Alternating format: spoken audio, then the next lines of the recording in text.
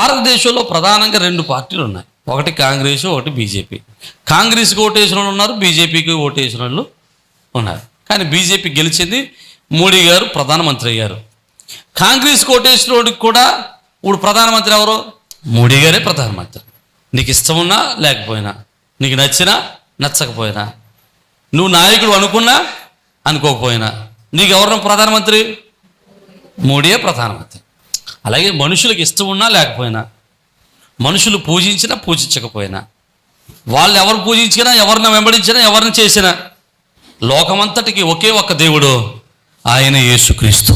నువ్వు ఒప్పుకో ఒప్పుకోకపో, నీకు నచ్చు నచ్చకపో, నువ్వు పూజించు పూజించకపో, సర్వ శరీరులకును ఆయన ఒక్కడే దేవుడై ఉన్నాడు.